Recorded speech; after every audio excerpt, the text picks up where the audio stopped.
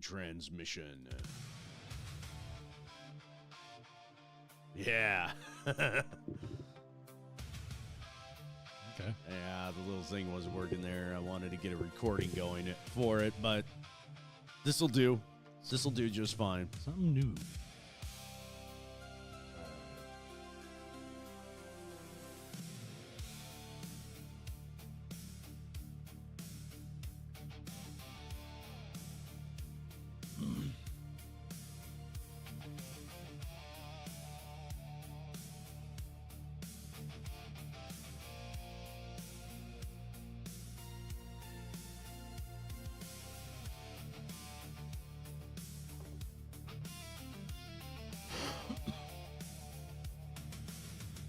Don't forget to tag your friends. Hit the like and share and subscribe. Do all that stuff.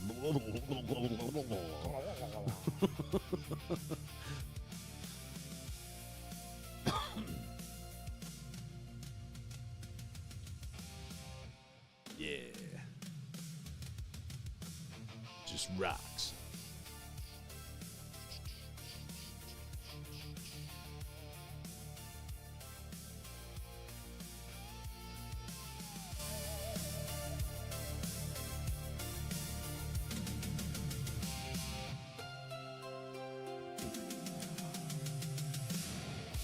Alright, cool stuff. Hey, to the two people who managed to waddle their way in here, glad to see you. Let your friends know. Share this shit around if you're a new viewer in particular. Hello, sweetie pie. The puppy decided to come and say hi. What's up, pup? It's always great when your pets come up and just give you that little nudge, you know? Like, hey, pay attention to me. Of course, this little sweetie pie, she's out there every day. She's doing her little prancing around, you know, making sure that all the neighbor people see her and acknowledge her, that she's the prettiest doggo in the world. Right.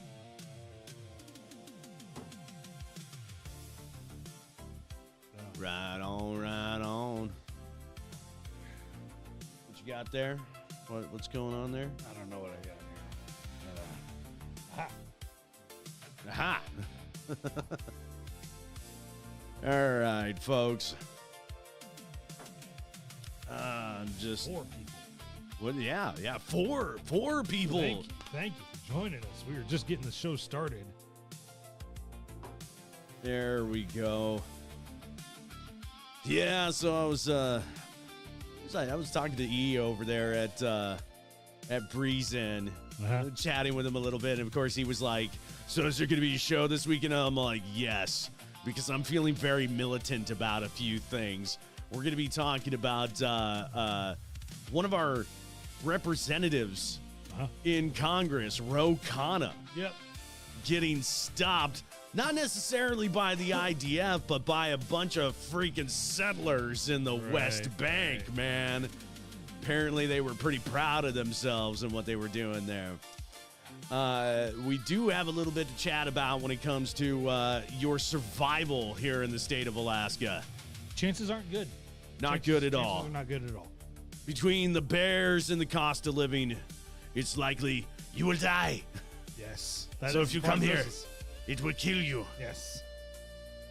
Something else to remember, though, is that even the Democrats, man, two sides of the same fucking coin.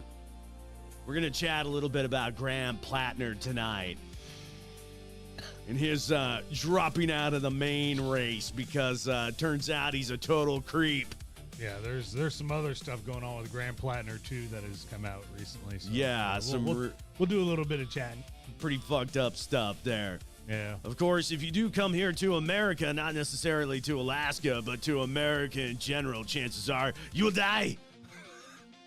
Yep, pretty much. We've got this paramilitary group out there that's just running around, you know, stopping anybody who kind of fits a description. And, you know, if you weaponize your vehicle in any way whatsoever, they may pull out their weapons and start to shoot. Yep. So we'll talk a little bit about that little happening there, too. Yep. And then, of course, moms, I know things get a little tough sometimes, man. You need to take a break because being a mom is tough. It's tough work. Might need a little blunt. Yeah. A little something to get you through the day. Yeah. We're going to chat a little bit about some of the latest research that shows that having that blunt, that's good for you, Mom. Yeah, moms that's need very, blunts too. very good for you. Yes. We got all this shit that we're going to talk about on the show. Join us. Yes.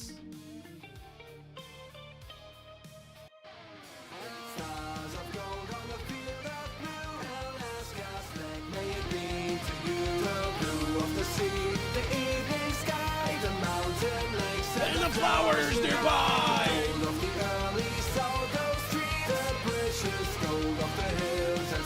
The brilliant stars in the northern sky. The bear, the dipper, and shining hard. The great star with steady line. Let's see a beacon bright.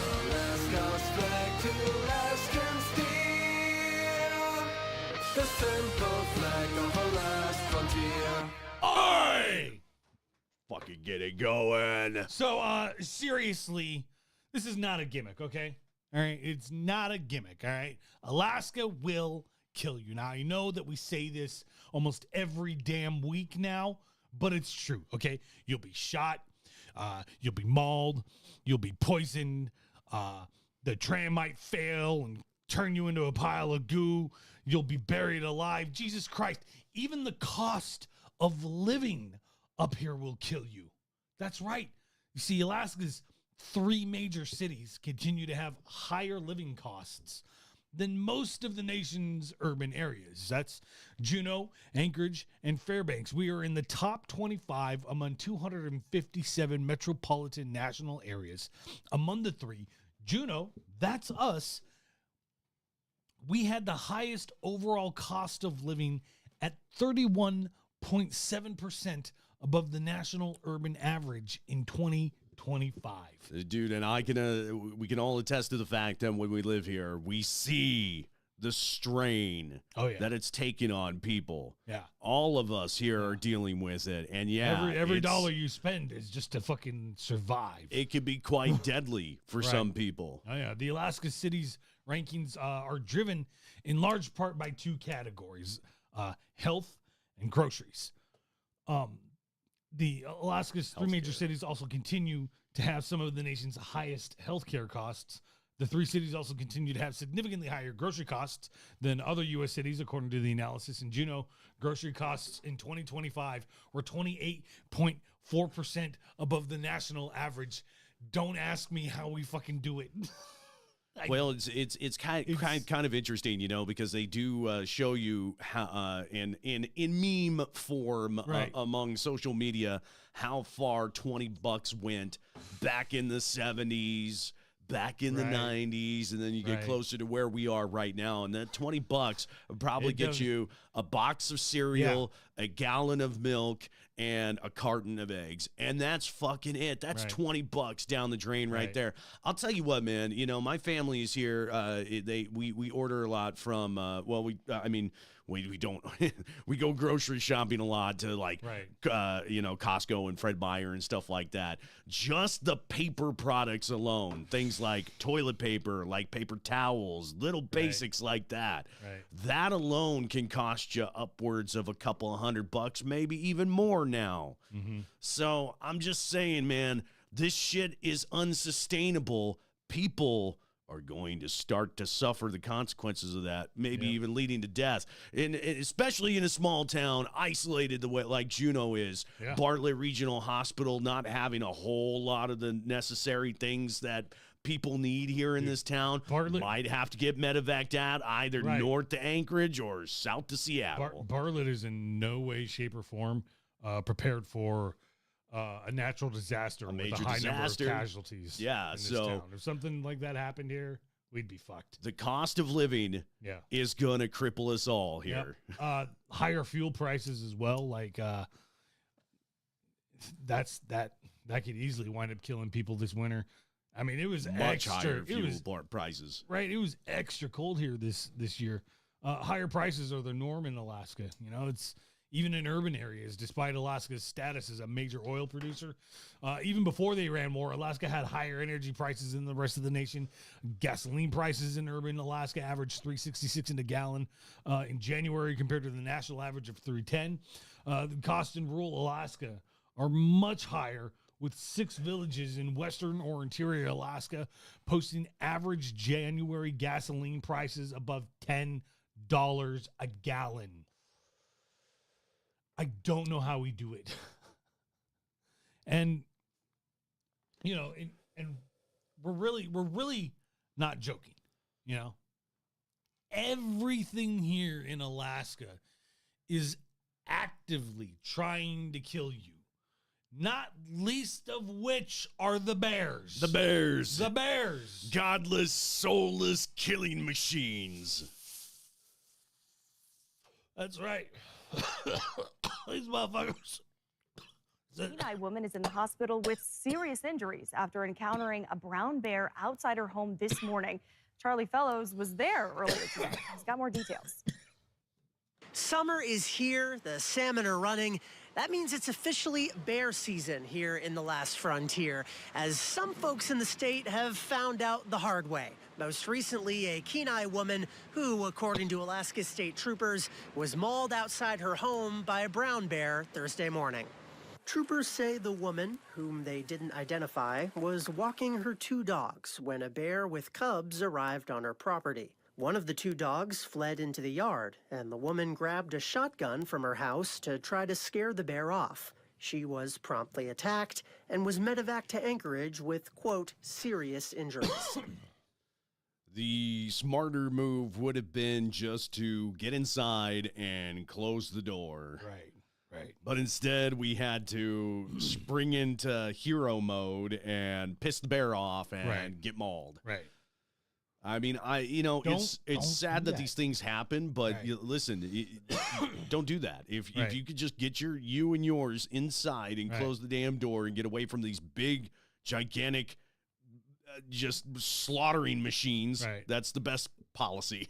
If your life isn't in danger or your animals' lives aren't in danger, there's no need to try and shoot these fucking bears. Okay? The presence of dogs is a common through line with incidents like this, something Lori Price learned last month in Cooper Landing. He made that yip, and then all of a sudden I hear roar, and I was like, oh my God. Her dog encountered a black bear that Price shot, allowing them to escape.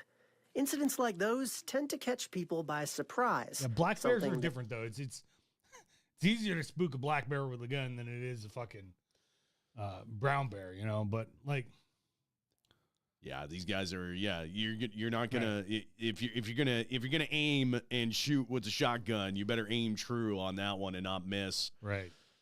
And if it's a shotgun, you better be packing slugs in that fucker, because birdshot ain't gonna do shit from a shotgun to a grizzly bear. That bear attack safety advocate Tyler Johnson knows all too well. It was an absolute surprise. Johnson survived an attack of his own in 2024. His biggest piece of advice: don't sneak around. Make noise. Right. Every 100 paces, say, hey bear, or sing Tenacious D, or Britney Spears, NSYNC. Whatever. Yeah, sing Tenacious D. Yeah, that's right. Whatever you want to do when you're out there, make some noise. Johnson also advises carrying a medical kit and bear spray, as well as alerting others in your community if you spot a bear in a populated area. Be a good neighbor. Let people know there's a massive animal outside in your neighborhood. It's probably the best thing to prevent that from happening. Yeah, so whether you're out on the trails or just out in front of your house, remember to stay bear aware this summer. Charlie Fellows, Alaska's news source. That's right. That's right. Godless, soulless, mindless killing machines. Bears will kill you, and they will try to eat your children. Another out-of-nowhere bear encounter to talk about here. This one put a family dog to the test over the weekend, and it showed why the title of man's best friend is earned. Our Charlie Fellows spoke to a Connecticut family about this caught-on-camera moment. According to Jeffrey Tazara of Torrington, Connecticut, visitors like these aren't particularly rare. We have a lot of black bears that come around to rummage through the trash. On the 4th of July, however, one arrived on the property in search of a livelier meal. What happened next? Everything slows down. And you got a husky too. Yeah. So you had the perfect breed for that. Yeah. Atta girl, Bella. Good job, girl. You know, Holy I just fuck. heard my dog give a serious bark and turned around from loading up the car to see my son standing in front of me and a juvenile black bear Wow. running in his direction. As dog- the bear that bear was closed fucking in hungry. on Tazara's 6-year-old son, Colton, the family dog, Bella, threw itself that up into a its bit. Back that up just a little. The slow-mo part, yeah. A serious bark and turned around from loading up the car to see my son standing in front of me and a juvenile. It looks at when they start the footage, it looks like the angle of the bear at first was kind of aiming at that kid, and then, but it's so quick, and then immediately the dog's on his Well, ass. yeah, I think the So, dog sprung into action so fast that the bear Yeah, went, it- "Oh shit!" immediate change. Yeah, and it's decided quick. not though. good. Right there at the Local beginning, black it's quick bear. though. Running in There his it goes again, I direction. think. And As the bear closed in Yeah, on yeah, Tazara's bear 6-year-old son, sensed the dog- Colton, sensed the Bella family coming down dog, on it. Bella, threw itself into its path and escorted it off the property That as bear had to Colton be safely. fucking hungry to go after a fucking child like that. That's wild. Yeah, and yeah, it's rare, but they Right. still happen. You know. What's up, Lloyd? escaped. I checked her over, head to paw, I guess, and not a scratch on her, just a big smile and a wagging tail. A harrowing encounter for all involved, except the one at the center of all of it. He was The way pretty the dog juked nonchalant around that about fucking it all. equipment there. That pressure washer looks like, oh, wow, I'm going to get you. Fleet-footed. Perfect dog for that kind of encounter, Yeah, good girl, Bella. Yeah. Good job. No, he was like, it was scary. I had the bear running at me and just turned and ran. Heeding wise words for anyone encountering a bear where they don't expect one. That's what we teach them to do. We teach them if any bears or bobcats or any type of threatening animal comes around, to first get away from it and then come find mom and dad. A lucky escape thanks to a last-second rescue. That overeager 4th of July guest, a critical reminder that even in a populated area, a bear could be lurking around every corner. Fucking Now- everywhere. You got to watch out. Bear could be around the fucking, you're just walking down the street heading to Foodland. Yeah. No shit. Yes. There's a fucking yes. bear in the parking lot. That just happened recently, Yeah. right here in town. Right. There was a bear who was shot in a tree. Yeah. But yeah. And of course, I'm always a proponent of, like, you know, if you have a way to get your trash cans like secured inside, if you can, Till then trash do day. it, please. So none of that shit happens right there. Right. Now, however, there are breaks in the violence where the bears just want to get some fruit from the local grocery store and take a shit. Play it. Quite the surprise this past weekend when a black bear strolled into the building that houses the J Bear Barbershop and Commissary. Lauren Maxwell talked with the man who I've caught been some there. of the encounter on video. It's not I a know sight exactly Corey where that is. Yeah. There you go. Godbot ever expected to see. Roll It was right my in. first run-in for with the bear in my whole life. Yeah, it was pretty scary. Corey was at work at the barbershop on I've got my base hair cut in there Sunday before, morning. too. And I'm sitting down waiting for my 9 o'clock appointment, and my coworker, who's cutting hair in front of me, she yelled "bear," and I looked up from my phone, and the bear was walking into the barbershop right next to me. So the bear literally walked in the door just right next to you? Wanted Yeah. a haircut. Yeah. Just Duh. like strolling in, just be like, "What's up? Right. Little hungry. Gonna grab some fruit. Just gonna peruse the produce aisle here." I could have pet it. It was that close. Corey says everyone ran to the break room and shut the door behind them. Eventually, he came out and followed the bear into the commissary grocery store. His video shows the young black bear perusing the fruit section and making a selection. Other shoppers can be seen inside. A couple people were like going big. That's all he's doing. He's just going shopping. He's like, hell yeah, man. Well, you scared because he's black? Gotta get it. Is it because he's black? It's racist. To scare him out of the grocery store. And then he came back around to the barbershop again. But by that time, we were able to like run back to the shop and then lock the door. And then we were watching him from the window. Fair warning, it's not pretty. And then that's when, he decided to. Does a bear shit in the mall? Seen it. So there you go. Just bears take don't shit. Right? They don't just shit in the woods. Use the restroom in the hallway. Gory sums it up this way. It was pretty wild. Something he's not likely to forget. Lauren Maxwell, Alaska's news source. Welcome to Alaska. Sometimes you just gotta take a shit. Yep. That's Alaska, baby. Fuck yeah, dude. America. See this guy? Oh, I don't know what I said. Oh, I don't remember. I did not have sexual relations with that woman. Yeah, well, folks, Pass an IQ test to be in the Senate. Maybe you did it. looks like we're going back to war with Iran. I guess the ceasefire's off. We're shooting missiles and shit. And America, yeah! Just want to remind everybody that every week we make sure to cover our butts in copyright. Yes. You see? Yes. So we contact our friend, Mr. James Brown, in the afterlife yes, with we the do. EOR podcast Ouija board. It's in the drawer right and we there. ask him, can we still use your song for our intro?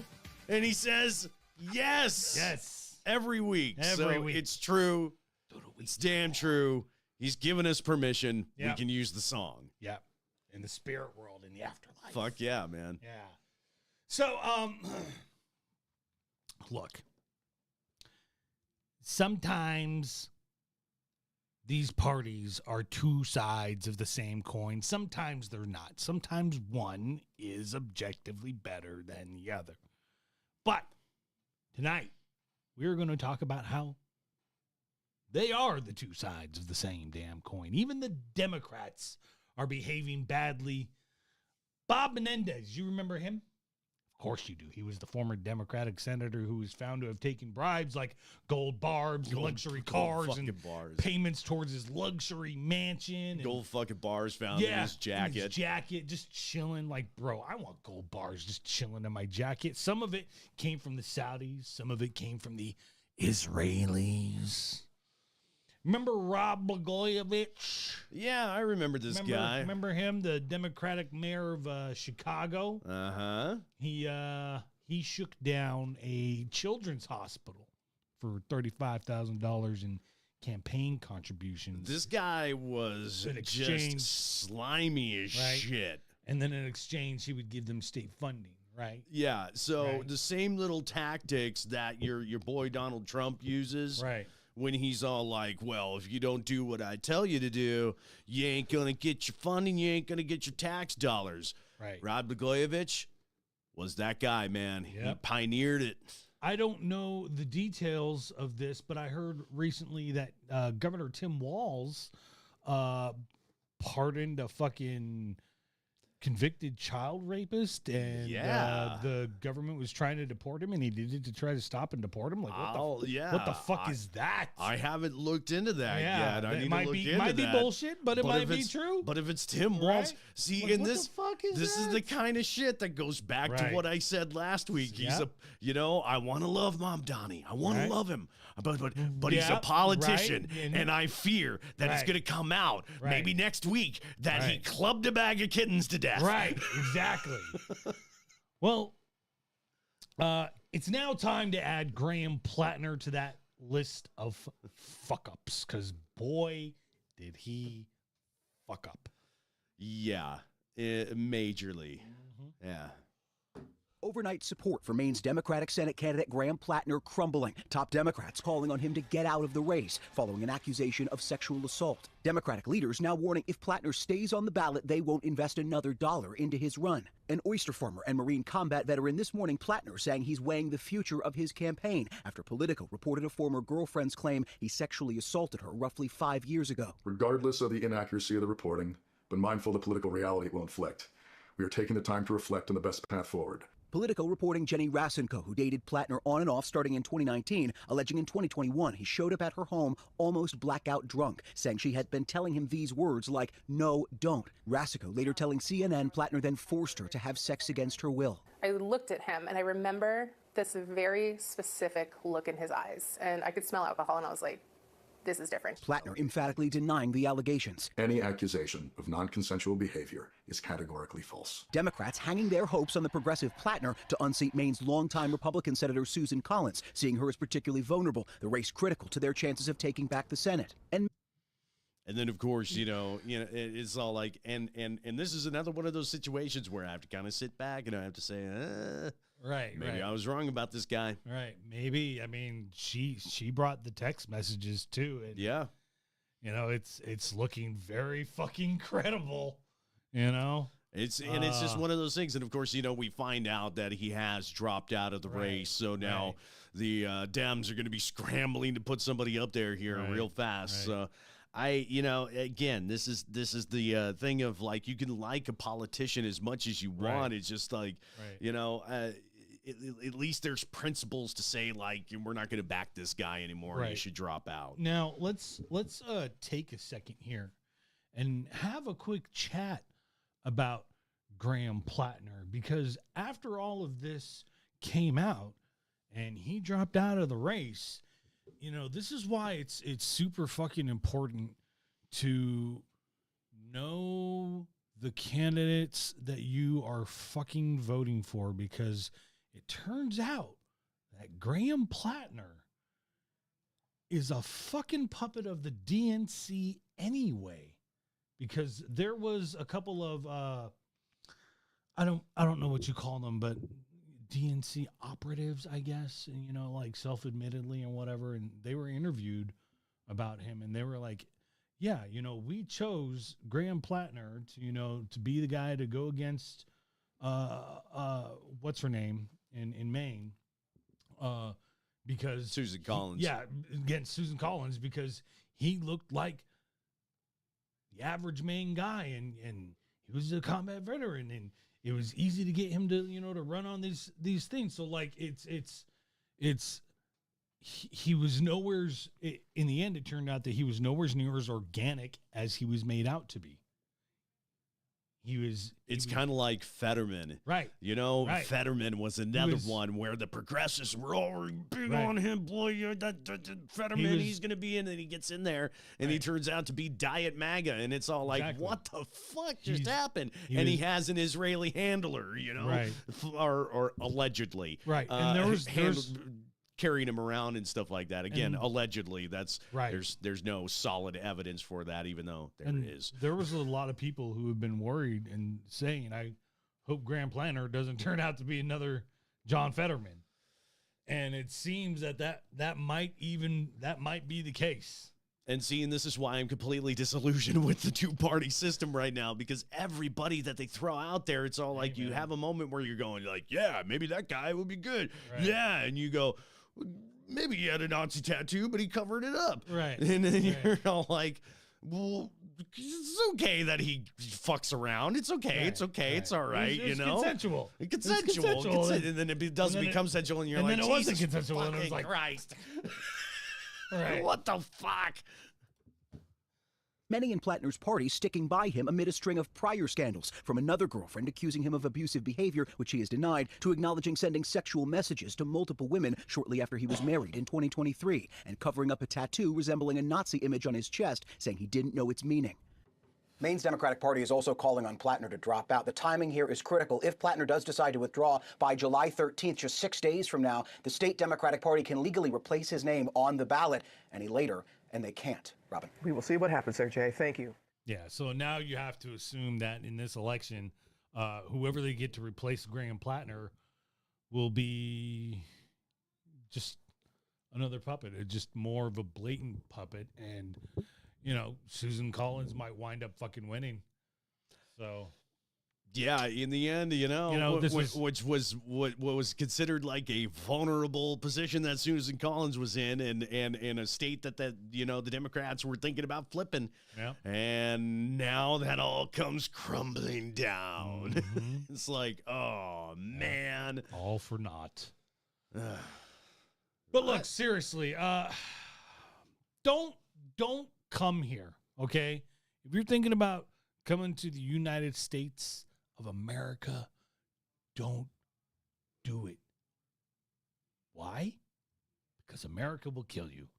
You'll be living your life for 30 plus years in this country, working hard, having a family, paying your taxes, sending your kids off to college, and then one day, masked men will hunt you down and kill you. This is America. New look at surveillance video that shows the moments before the deadly ICE shooting in Texas earlier this week. Authorities have said the shooting occurred during a targeted enforcement operation Tuesday, but DHS now confirms the victim, who was killed on his way to work, was not the intended target. CBS News correspondent Jason Allen has more. Hundreds of protesters took to the streets in Houston, outraged over the shooting death of Mexican immigrant Lorenzo Salgado Araujo. New surveillance video obtained by CBS News station KHOU allegedly shows ICE officers following Salgado Araujo's construction van before he was shot on his way to work.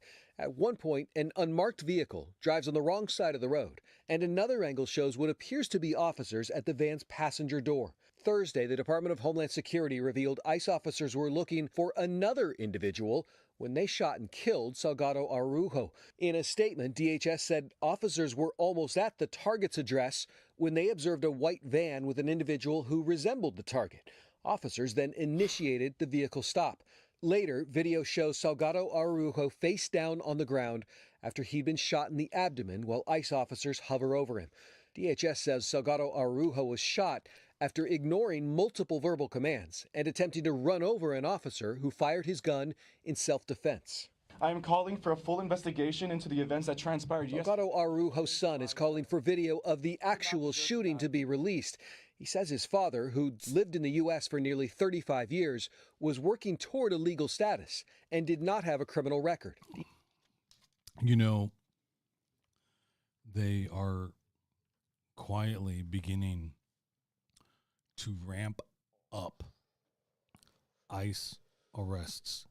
They just recently were given the green light to ramp up to 2,000 arrests a day.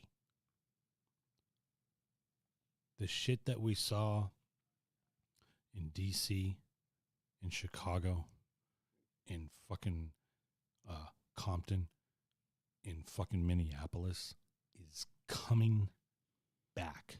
I don't understand why we haven't fucking taken up against this dog shit yet.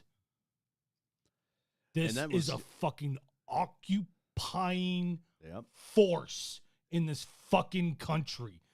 And what just blows me away even more is my fucking veteran friends who support this shit and don't remember the oaths you took. You don't fucking know history.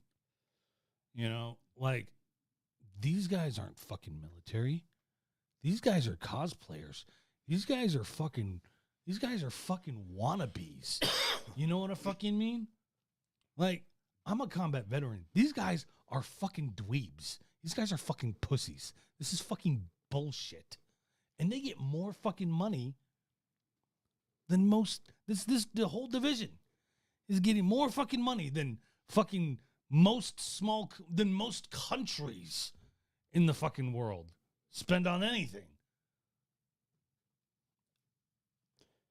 Releasing a paramilitary group that doesn't do real background checks on the guys that they're hiring and putting them out there to go after people who have not committed a crime, handing them deadly weapons to go find those people who haven't committed the crime, right? Who have no criminal record. And then to use the common excuse of they were weaponizing their vehicle. That one really just gets me pissed off because, that sounds a lot like, look out, Ned, they're coming right for us. Right. Doesn't it, though? It's the thing. They do the thing all the time. Yeah. And I'm sorry, but, when somebody is in this country, they're trying to do it right. They've been here for 3+ decades. They have kids they sent to college that are, I think one of his children was in the military. Mm-hmm. Yeah. And it's just, it floors me every time that these are the people we're going after. Right. We were supposed to be going after the hardened criminals. No, they don't give a fuck about that. They want That's not what we're doing anymore. No, fuck. That was never even the original fucking plan. Now, I have another question. Why are these fuckers being sent to polling stations to try to intimidate polling workers? Well, you got to secure the vote.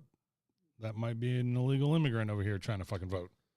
I'm sorry. Even though they can't.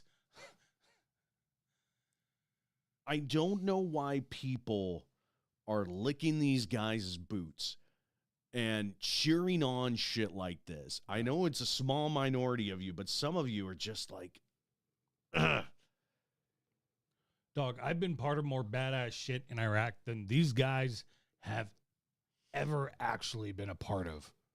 Like, it's not badass to go and fucking shoot unarmed fucking people. Immigrants who are here minding their business, grinding their fucking noses off to have a fucking better life for their families. Like, I really don't get it. These guys are total fucking pussies. A guy who was trying to do it right.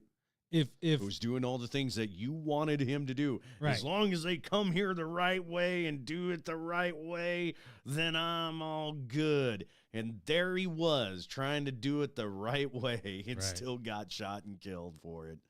Actively working on getting his fucking citizen. Dog, get the fuck out of here, bro. But, of course, I know they're going to come up with some other bullshit excuse other than he was weaponizing his vehicle. They always do. DHS says ICE officers involved in the shooting were not wearing body cameras due to, quote, back-to-back Democrat shutdowns. Oh, okay. All right. Okay. Always a fucking excuse with All these right. people, is it not? Okay. Always a fucking excuse. Always pointing the finger to somebody else of why they can't do their fucking work, why they can't be bothered to do the right thing. Right.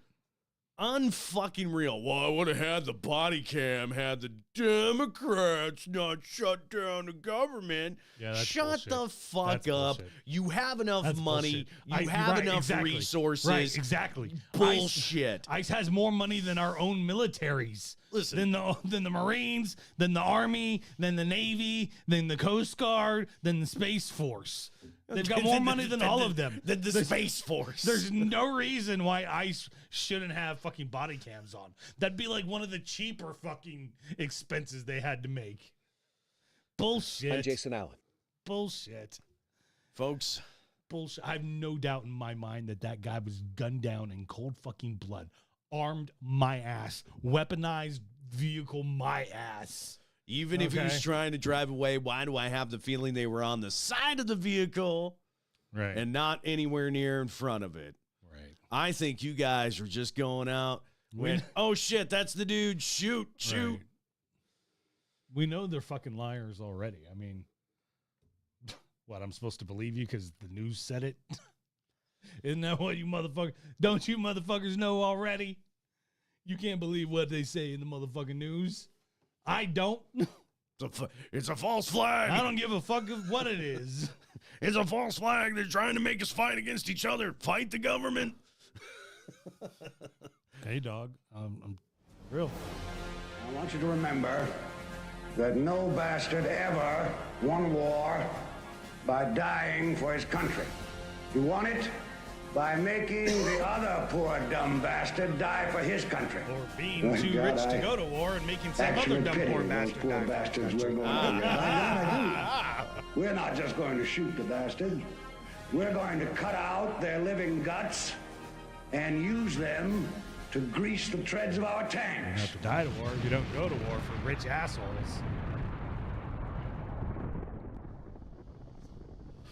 Well, it's been a while since we've had to discuss war on this show. And it's funny, I didn't pull anything that was really all that related to Iran necessarily. Right, but the war is back on in Iran. MOU's gone. They're done and over with it. It's going all right back to it, right? Be a lot of missiles out there that are flying around. We're seeing videos coming in about that. CENTCOM has been going off the hook with talking about what's been going on there. And, of course, you know, Iran is vowed revenge for the death of their dear leader. So no doubt. Here we go. But there was an interesting development in Israel recently. See, on Wednesday afternoon, well, this wasn't in Israel, right? This was in the West Bank. On Wednesday afternoon, Congressman Ro Khanna was visiting the ruins of Kirbet Zanuda, a tiny Palestinian village in the southern West Bank. Suddenly, a car of men holding guns pulled up and blocked the road out of the village, and the men then started taunting the congressman and his team. Probably the first American politician who's been detained by the IDF and Israeli settlers. That's U.S. Democratic lawmaker Ro Khanna during a visit to the West Bank this week. He was there, he said, to get an unfiltered look at the human toll of Israeli occupation as he weighs a 2028 presidential run. We were at a village that Israeli settlers had destroyed. They had destroyed the school. They had destroyed that village, and we were just looking at it.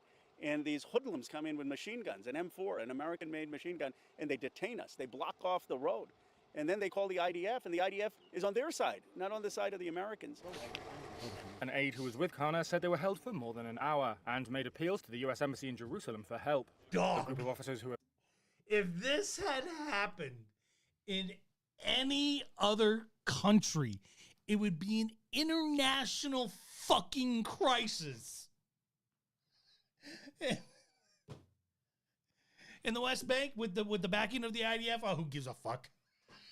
Could you imagine? It was Ro Khanna anyway. Who gives a fuck? Could you imagine if Ro Khanna went to Kiev, right, and took a closer look at, you know, nearer the front lines, right? You know, let's say he was just with an armored division and everything, right? And then all of a sudden, the fucking Russians, a bunch of Russians block the road, right, and detain him. Holy fuck! And start taunting him in Russian. Fucking red buttons would be fucking pushed all over the fucking place.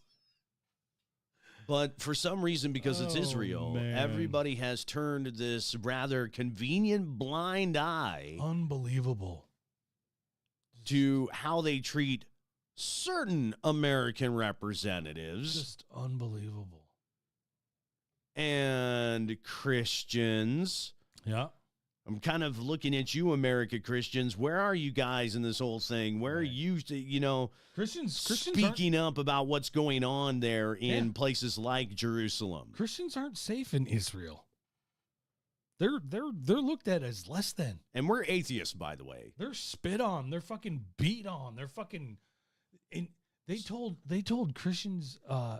Israel told Christians that if you're hiding any Gazans, right, we'll fucking kill you, right, and them. I mean, yeah, like it's the modern day Anne Frank, dog. Like this shit's happening, you know. And of course, you know, most of this is through reporting, journalism from alternative media outlets, right? So I know that there are a lot of people out there who would say, well, those are coming from, you know, people who have an agenda and things like that. But you're not going to get that fucking information from the mainstream media. You got to go to fucking fucking sources like fucking us.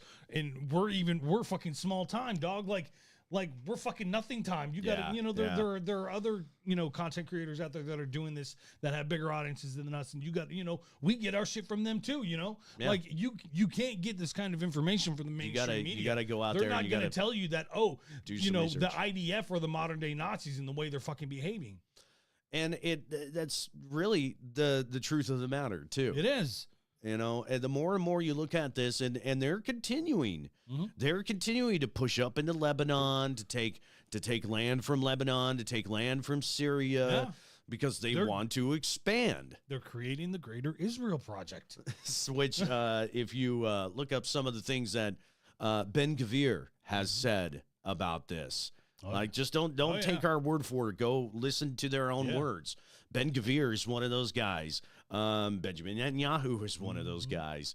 There are plenty of other people out there that you could look up, but it was always one of those things that I was interested in when they were attacking settlements in the West Bank. Yeah. People were getting attacked, and they're not supposed to be there. It's illegal under international law for them to set up those settlements. And nobody does anything. Nobody does anything. Nobody's doing anything. Nobody bats an eye. See, they've made it such a normal thing to see and to hear that you kind of go, Israel's at it again. Like, Israel is something that needs to be fucking defeated. There's no other fucking way to put it. And it's wild now because they're trying to integrate our fucking militaries. Oh yeah, together. that's another one. They're trying to integrate the militaries.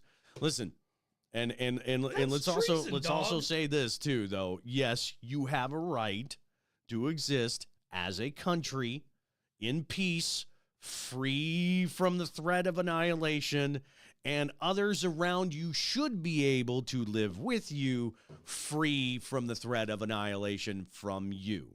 Okay, this works both ways.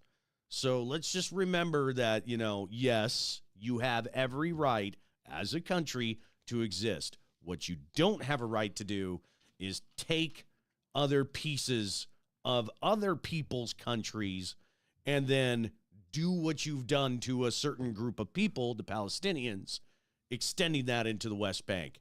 That's not right. You know what blows me away? Is that in Israel they had right to rape protests. There's another thing. Yes. They had a protest because they held to account some members of the IDF who were literally caught on camera raping a person. Right. Viciously. Right. And even though they had their shields up and everything, we could still see what was going on there. And when they were held to account, members of the Israeli parliament protested for their right to do this. Right. And the man was walking around Israel for a while with a mask on, and he took it off and was hailed as a hero. Wow. It blows my mind. And it's all like, and of course, there's a certain segment of their population that's out there fighting against this, protesting against it. And it's not a small group. But they are in the minority. But they are in the minority. Right. Like this is something that needs to be defeated. Appeared to be police eventually intervened, he said, leading to their release. I saw the arrogance in the eyes of those settlers, 21 and 22-year-olds with guns, laughing that they had detained us. The arrogance of those young IDF soldiers that my tax dollars are funding, having no respect for the fact that they were detaining Americans. The Israeli military said troops and police officers intervened after receiving a report of settlers blocking vehicles near Kirbet Zanuta. It's a small Palestinian hamlet whose residents were forcibly displaced by violent settler raids following the 2023 Hamas attacks on Israel. Israel's police did not immediately respond to a request for comment, nor did the US Embassy in Jerusalem. Kana, a progressive lawmaker from California in the US House of Representatives, said his West Bank visit had increased his resolve to consider bidding for the White House. That's while Israel's conduct towards Palestinians has emerged as a flashpoint in democratic politics. Israel's favorability rating among Democrats fell from 59% in 2018 to 22% in May, according to Reuters Ipsos polling. And while Israel has long enjoyed strong bipartisan U.S. support... That's what 95% or 90% of Gaza looks like. Just rubble, flattened. Nothing left. And it just seems like it's a collective punishment. Right.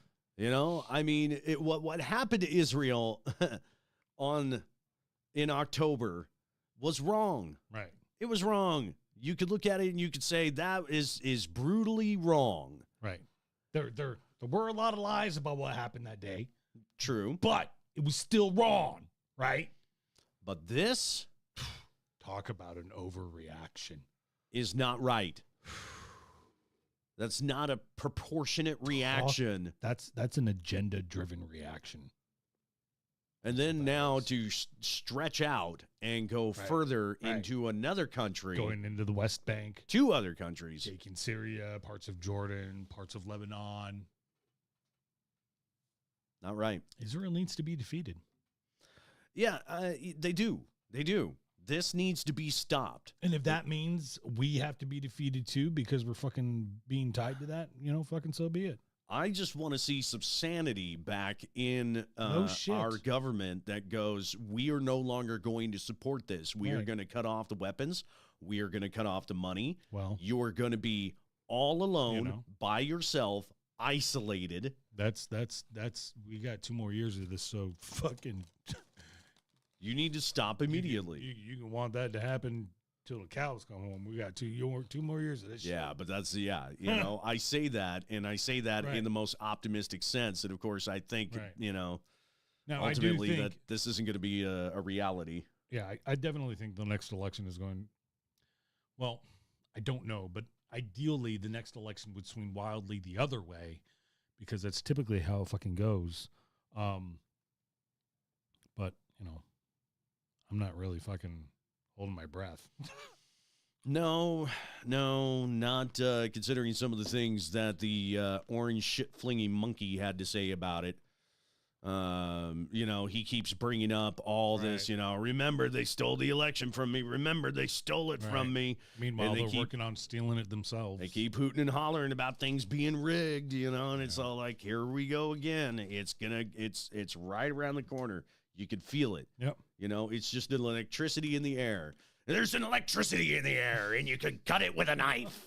A number of Democrats in Congress are now pressing to cut off military aid. If you're unwilling to speak up for Palestinian human rights, right? If you're unwilling to speak up against the genocide in Gaza, yes, the apartheid in the West Bank, yes, then you are morally compromised. Yes. Israel I agree. Right. I agree. If you do not speak up against this regime and their actions against the Palestinian people, against their illegal settlements in the West Bank, against their continued wars against countries that never attacked them, then you are morally compromised, in my personal opinion. Right. The allegations it carried out a genocide in Gaza, or that it institutes an apartheid regime in the West Bank, which has a population of about 3 million Palestinians and around 500,000 Jewish settlers. Most countries and the United Nations regard Israeli settlements in the West Bank as illegal under international law. And total annihilation of a group of people is not self-defense. That's all they're doing is just wiping these people out. I'm not going to accept that as an excuse either. I'm not going to accept, what would you do? Not this. And definitely not this. Yeah, exactly. There's about 1,000 other things I could think of to do. Right. This isn't one of them. Right. So, things in Russia and Ukraine have been getting a little hot lately. Right. There's rumors that Russia is going to test NATO this summer. Yeah, I keep hearing that one too.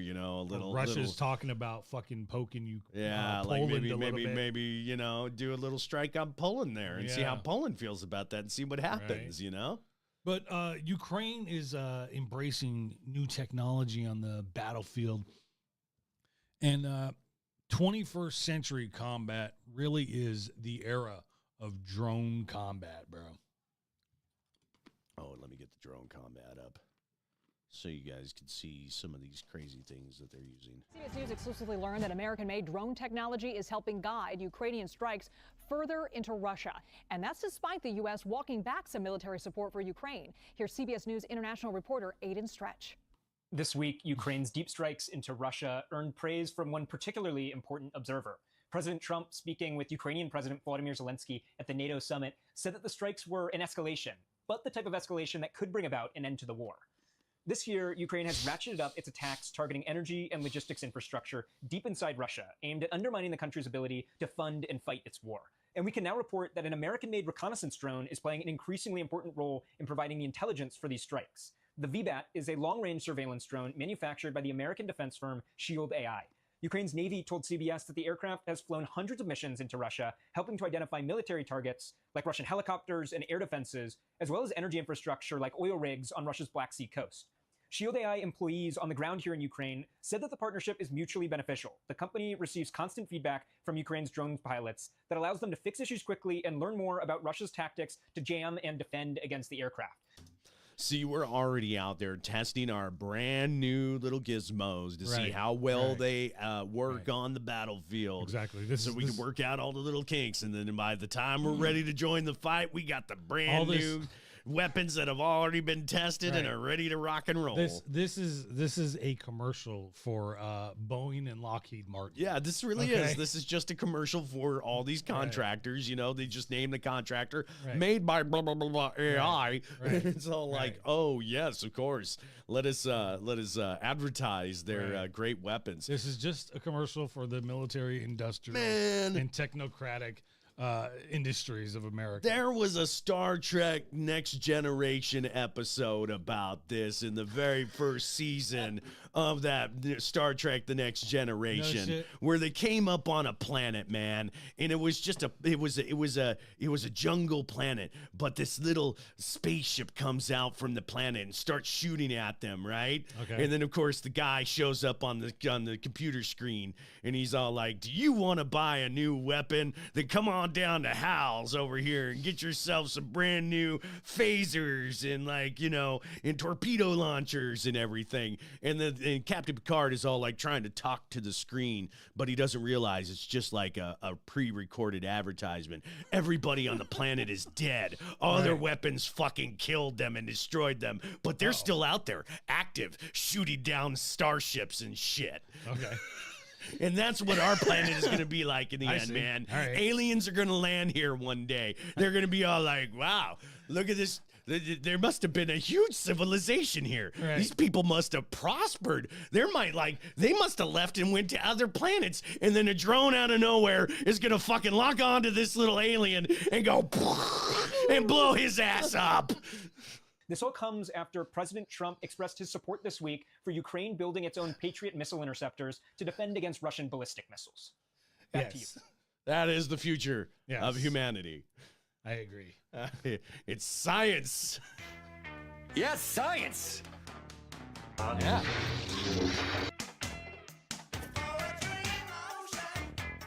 Our species is young and curious and brave. It shows much promise. We failed you, Carl. We failed you. Yeah, pretty much. We didn't listen. We didn't listen. We didn't listen. And our place within it. It's gonna happen, man. Serious. Just gonna be a husk. Like little machines are gonna be running around, and aliens won't know. They won't know. No. They won't understand. They won't get it. All right, we need some. Let's set the mood. Yeah, here we go. Give me just a second, everybody. We got to set some mood here. Galactic chill. There you go. Make sure it starts at the beginning. In the beginning. In the beginning. There you go. Okay, we got some cool shit to talk to you about. So, if I could just talk nerdy to y'all for a moment. Ladies and gentlemen, we have a new moon. Yeah. That's right. Yeah. Planet Earth. Planet Earth has a new moon. We caught this rock, That's man. right. Yep. A secretive Chinese spacecraft has captured the first ever close-up photo of one of Earth's temporary quasi-moons after arriving there for a potential first-of-its-kind landing. The space probe is supposed to scoop up samples from the newly imaged space rock and then return them to Earth next year. However, the blurry photo and the timing of its release hint that this may be trickier than initially thought. The Chinese National Space Administration probe named Tianwen-2 launched from Xichang Satellite Launch Center in southern China on May 28, 2025. Its primary target is Kameo-Owala, also known as 2016 HO3, a fast-spinning asteroid that is classified as a quasi-satellite of Earth. That's right. We have a new moon, ladies and gentlemen. We got 2 now. We have 2 moons circling Earth. And that's pretty cool. You know, I'm now really disappointed that I sold off my telescope, because now is the time for me to find that moon. Yeah, you see, now that means that it circles the sun alongside our planet, making it appear as if it was gravitationally bound to Earth, when in fact it isn't. See, the CNSA has released minimal information about the parameters and timeline of Tianwen-2 mission and only shared the first photo of the spacecraft several weeks after its launch. The CNSA has finally confirmed that after a roughly 400 long day journey spanning more than 600,000 miles or 1 million kilometers, Tianwen-2 is now circling Kameo-Owala. The announcement was accompanied by the first clear photograph captured at a distance of around 12 and a half miles from this quasi-moon. Initial readings also suggest that Kameo-Owala is a rubble-piled asteroid. Oh, which yeah. means it's just loosely bound together and has an unstable surface. I forgot the probe Japan sent up to the was it the Hayabusa probe? Mm-hmm. I think so, yeah. That might have been, or it could have just been the name of a professional wrestler that I remember. Hayabusa. Yeah. But anyways, they landed on one of their asteroids that they wanted to get on there, and they found that it was kind of the same thing, a very loose rubble, soft, as soon as the gears touched the ground, it was like all this rock just kicked up. The asteroid's small size, its fragile composition, and fast spin will make it harder for the probe to collect samples from the space rock surface. So I could imagine that eventually, this thing, maybe the Earth might tear it up and then maybe it'll fall onto Earth, maybe into some of our bigger moon or something. Who knows? Give us a show. Yeah. I'd love to see something like that. That would be awesome. That'd be crazy. And also, this week, we have found organic carbon on Mars. Oh, yeah. On Mars, yeah. Scientists. Oh, man, this is an exciting little piece of news. Scientists using NASA's Perseverance rover have detected complex, I say again, complex organic carbon in rocks from Jezero crater, adding to growing evidence that organic material can persist on Mars for billions of years. Yes. Organic compounds near the planet's surface can be slowly transformed and degraded by UV radiation and galactic cosmic rays, right? Yet, researchers found the carbon in mudstones from Bright Angel and outcrop within the Neretva Vallis, an ancient river channel that once fed Jezero's crater lake. The team used Perseverance's deep UV Raman spectrometer to identify minerals and organic compounds. Although researchers had found biosignatures in the mudstones in the past, the latest discovery does not constitute evidence of past life. But just the building blocks being there. Right. But still, that's enough for me. It's for me to know that the building blocks of life are out there in the universe means it's that hard. It's hard to think that there's life not where once happening. was life beyond us out there. Right. It formed on the planet's surface. The compounds can be obtained through biological and non-biological processes. On Earth, organic carbon is found in settings ranging from fossilized microbial mats to hydrothermal systems. It can also form when water reacts with certain iron-rich rocks, a process known as serpentinization. Researchers also found carbon in association with various minerals, which may provide clues to how it formed and was preserved. In one mudstone, the organic material was embedded within the rock's original silicate-rich sediment. In another, it appeared alongside carbonate sulfate minerals that likely formed when water later altered the rock. There's so much amazing stuff just locally here in our solar system for us to explore. Right. And, I want us to get to the moon.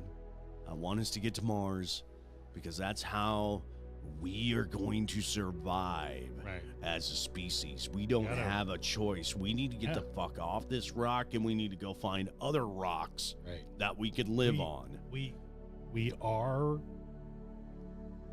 an invasive viral species. We've got to find someplace else to go. We're fucking this place up. We need a new place to fuck up. You know what your species reminds me of? A virus. That's right. Yeah. That's right. Yeah.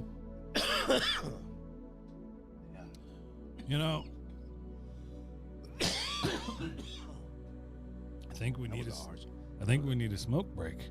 That was a harsh hit. Yeah. So we turn off the screen capture, right? Yeah. And then we turn all that down right there. And there we go. There we go. Get you back into the mood of things. Nope. Not the screen capture. There you go. Yeah. Yeah. We need to take a smoke break, everybody. Yeah, smoke break. Just slide up, all right? Just smoke.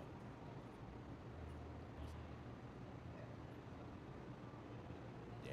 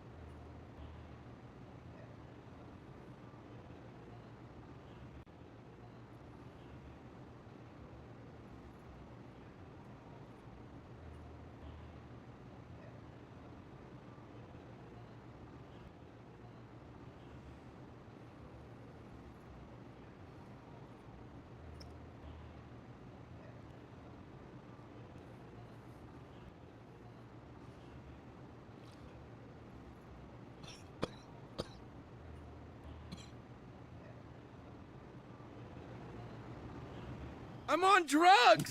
Totally, bro. That was a great smoke break. That might have been our best smoke break ever. That was an awesome smoke break.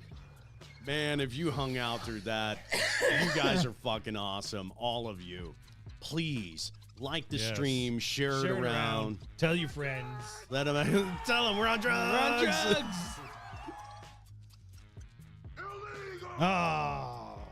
no, come on. You're man. such a buzzkill, bro. Don't be. You don't have to be like that. Be so lame, bro. Oh, yes, indeed. So, I think we should open up our discussion. Now, let's focus our discussion first on marijuana. Marijuana's bad, and it also has a very distinct smell. Yes, it does. A very distinct smell. Yeah. Listen, I understand, or at least so I've been told, being a mom is a real tough job. You got those sleepless nights. You got mom guilt. You're making a massive, you're managing a massive load, often trying to balance being a caregiver, being a partner, an employee, all while dealing with the reality that you can't love every damn minute of the chaos. It's a massive juggle. Yeah. It's a heavy fucking juggle. Being a parent, being a mom, it's tough. Tough work, man. Sometime mom needs a little smoke break themselves, don't they? Mama needs a blunt. We're not doing this to escape. We're not doing this to be bad moms. We're not doing this to get away from our kids. We're using this as a tool. Texas mom of two and content creator Rachel Gibbs says cannabis doesn't check her out of motherhood, but rather helps her to check in and quiet the static in her head. It almost like turns the background noise off. I'm not zoned out. I'm not in the fridge all day long. I'm not just like sleeping on the couch. My kids aren't running around. Like that's not it. And she says its impact on parenting her 3- and 5-year-old kids has been tremendous. I can get down on their level. I have more patience. It's calmed the nerves down. It's calmed the fight or flight. It's now in freeze and let's work it through together. Like weed can like, you know, quite often I say weed can makes me more sociable, you know, but like not just that, but like, you know, if it can put you in the right mood. I mean, like, you know, like, and then like, you know, like you can have like the whole spiritual, you know, the life is special and then being around your kids like that when they're young and they want to have fun, just because mom goes and takes a fucking smoke break, you know, don't fucking mean she's fucking a bad mother, that she's not watching her kids, that she's not mentally and emotionally engaged in taking care of the children. Break, and then when she comes back and the kids want to watch the fucking Minions, it's not as fucking hyper, you know, as the hyperness of the fucking movie doesn't fucking wig you out so much, you know? Well, then it also calms down your nerves. So, like, you know, when the kids get a little rowdy, you could go, hey, come here, you know, chill out, you know, get down. Like she said, get down on their level and everything. Exactly. I understand that. And you can Who doesn't still want to get stoned to have snacks and watch Sesame Street with the kids? Right, yeah. Bruh, Come on, When you're man. fucking with your those family? are the Come on. moments that bond and tie. Come on. Like we're on the same team. Rachel is far from alone. I know a lot of people hold shame, and I'm here to take that out of it. Gardening makes me a better parent. Gardening. You already know. Coffee and coffee time, baby. Videos tagged by so-called canna moms or garden moms have racked up millions of views across social media. While Rachel says she uses cannabis 4 to 5 days a week, she insists there are hard rules around its use in her home. If I am using cannabis, there is another adult home. I'm never driving under the influence ever. Right. We do not ever have like actual cannabis out around our children. They do not see it. While more than 64 million Americans have used cannabis in the past year, approximately 3 in 10 people who use cannabis have cannabis use disorder. Addiction specialists suggest it shouldn't be thought of as a harmless alternative to alcohol.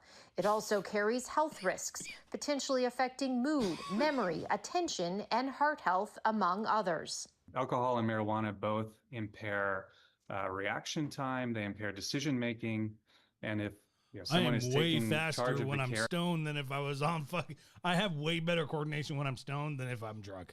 I don't know what the fuck all that talk about is. Does it decrease it? Yeah, but like nowhere is fucking near what booze will do to you. Well, there's certain things that it does help out with, and we'll talk about that here in a second. But Yeah. And when my kids were younger, I never smoked around them either. I would go into our room, and if the kids were like, where's he at? And the mom Jess would be like, oh, he's in the room having respiratory therapy, and that's what we called it for years. And the kids later, I found out once they grew up, I learned that they had no idea what that fucking meant. My parents always called it taking a nap. Yeah. We're gonna go take a nap. Yeah, we're gonna go take a nap. Yeah, and it's like, all right, cool. You come out, and then of course you smell the weed, and you'd be like, oh, all right, well, okay. glad you're having a good nap. Yeah, Nice candle. But I mean, it's just one of those things that you grew up with, and you kind of knew what was going on, Right, and your parents were all like, yeah, this is what we do, and everything, and it's not that big of a deal, No, it's not. It really isn't. I mean, your parents aren't gonna get stoned and fucking beat you.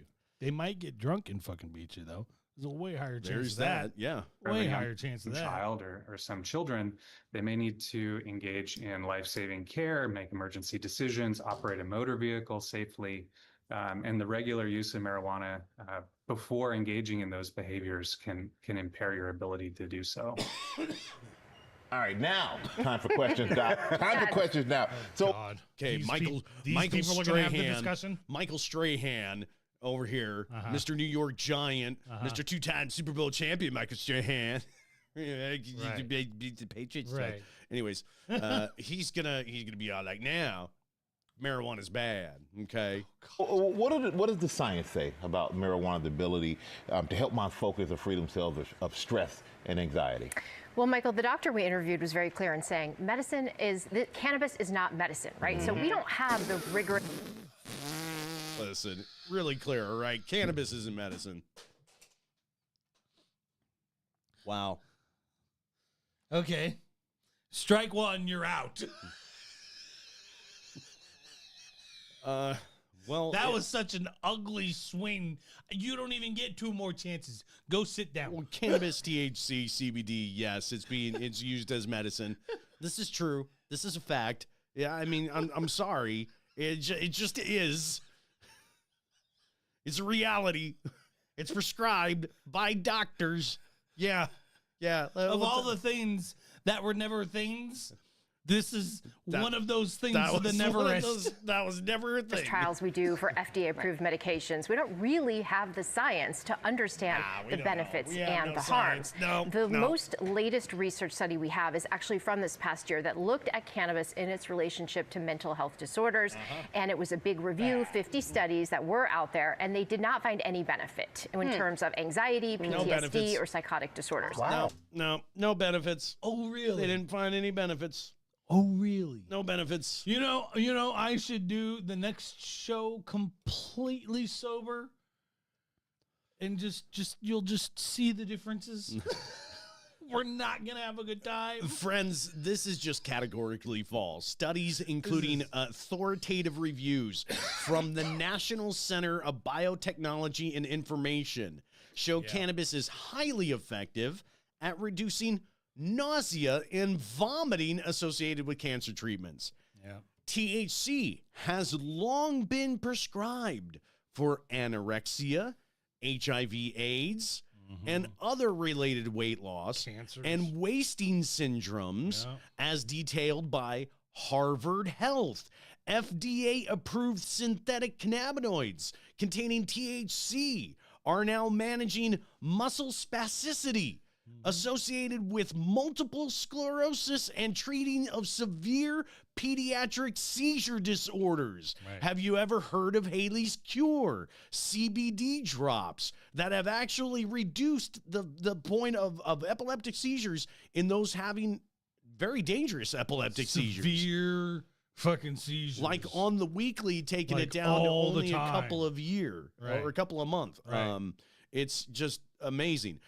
There is preclinical models that have actually been explored on the National Center for Biotechnology and Information that indicate cannabinoids may actually provide benefits for cognitive function and sleep quality. So what you're saying is not true. Right. This is all anti-weed, anti-cannabis propaganda that the fucking government has been rolling out for years. And you know what this has to do with is the fact that the pharmaceutical company has taken a big hit in recent years because recreational marijuana has been legalized That's exactly what in this is. over 26 states. This is big pharma. It's also a little bit big alcohol and tobacco, but it's mostly big pharma. We're at the point now where bullshit, the homework is in. It's on the teacher's desk. It's been graded. Right.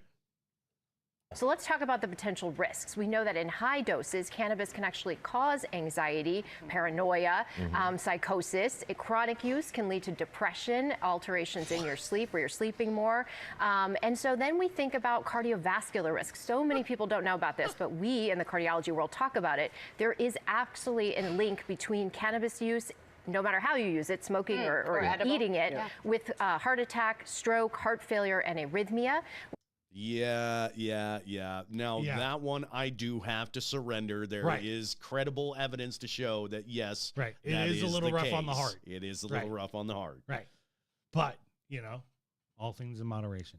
We know that there's a concern for dependence, addiction, and withdrawal. It can interact with other medications, so lots of risks for the mom, potentially. Okay, so the mom is watching right now. So can fucking liquor. So can liquor, and that's why they put warning labels on your medication to make sure that you don't drink alcohol with the medication that you take so you don't have a reaction. Exactly. But I have not really heard or seen of any reactions of cannabis on other medications. Right. I don't know if I've really seen any of those, so I'd have to look that up.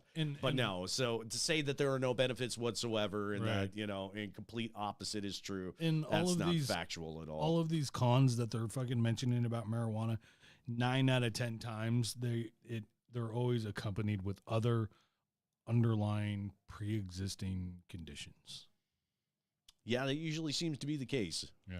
That usually seems to be Our the moms case. are watching right now, and perhaps they're curious. What do you want them to know? Yeah, I think the biggest thing is we talked about the risks to moms, but let's talk about the risk to kids. So the American Academy of Pediatrics says you should not be using in front of your children because that normalizes substance use. You don't want to be smoking because they could get exposed to secondhand smoke. You want to keep the edibles and gummies and things locked up and out of reach. And then the biggest issue is what you heard in the piece, which is, does it impact their decision making, impair judgment, reaction time if they're driving a car? Yeah, exactly. The doctor we interviewed made a great point, which is if you were leaving your kid with a daycare worker or a nanny or a teacher who had just used, would you feel comfortable with that? Would you want your surgeon to smoke weed just before he goes into surgery? Would you want your car mechanic to be high while he changes your brakes? The same shit I've heard for the last 30 fucking years. Over and over and over. The same goddamn script being used over and over again. Of course not. You wouldn't want people smoking weed in certain situations. What kind of a stupid question is that? Just like I and wouldn't yes, want there somebody are drunk fucking in stupid certain questions. situations. Yeah. Just like I wouldn't want somebody drunk in certain situations. What are we talking about? Dude, would you want your taxi driver to have a drink before he took you to the airport? Right? Like, no. No, of course not. That's why we have laws against it. Right. Well, there you go. You don't outlaw drinking altogether. I don't know. I'm just, it's Jesus. just, yeah. This is definitely for the Midwestern mom. Yeah, that doesn't know much better. Right. So, questions to ask. And I think there's a question that most parents, my people, would say no to. Many would say no. Yeah, thank you, People Doc. say no to, yeah. And Michael Strahan's like, yeah. Fucking idiots. I know, right? Students got sick after eating cookies. Hold on. Not We a one of we gotta them. go back to the cookie. Not a one of them motherfucker. Not a one of them motherfuckers smokes My weed. people would say no to. Many would say What no. do they Yeah, fucking? thank you, What Doc. do they fucking know? None of them smoke weed. We got to Kiss go back to my the ass. cookie. Cookie. I like cookies. Friends, this is a cookie. My mom makes some really good cookies. Yeah. So, Peanut butter cookie was really good. like you heard Michael Strahan and company there, you have to think about the kids. You got to protect the kids. Think about them children. Man, fuck them kids. Would you want them kids just grabbing stuff and like being like, watch this, mom and dad? Yeah, I'm so high. Would you? No, I'd smack the shit out of them. I'd be like, give me that shit back. That's right. That's right. Because weed Get is the bad. fuck out of my fucking smoke room.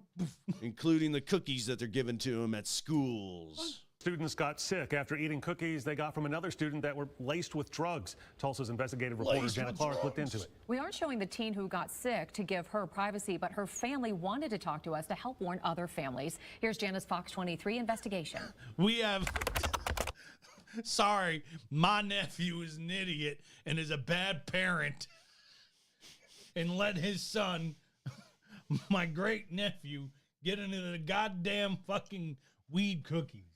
I'm sorry, my brother raised a moron. When I Googled drugs in cookies and schools, I found tons of recent stories across the nation about this. The reason I started looking is because this happened at a Tulsa school. Some kids didn't know what they were actually eating, and they got sick. What do you think about this whole thing? I was scared for her. Madison says she was homesick from school when she got an alarming text from her dad about her younger sister, who's 14. And my dad messaged me, and he was like, your sister's going to the hospital. Their mom, Stephanie DeVault, got a similar phone call. The school nurse called me and was like, you need to come get her or we're calling the ambulance. Getting a call like that must have been scary. Yeah, it was. Stephanie raced to Rogers High School to get her daughter. They wheeled her to my car because she couldn't even walk. When you saw her, what'd you think? I didn't know what was going on because I still didn't know what had happened or anything. Stephanie says at the hospital, doctors ran tests on her daughter. When I first took her in, I was scared, and I called my mom, I called my sister, I called my... She's just baked as fuck. This kid is just baked as fuck, has no idea what's going on, so nobody knows what's going on. And the doctors are like, fucking run the tests. I mean, I was calling everybody. Stephanie says her family waited and prayed. You must have been worried about your sister. I was, yeah. I mean, like, nothing like that has ever happened to me or her, you know? So it's like just, it was so random, you know? Like, I thought it was just gonna be a normal school day, like always. So it was worrying. It didn't take long to find out what happened. Her sister had eaten a cookie she got from someone at school. I messaged my friends. I had 2 friends who were in the class with her. It was her biology class. She bought a cookie from a student for a couple of dollars, and she ate it. After a while, she started feeling weird.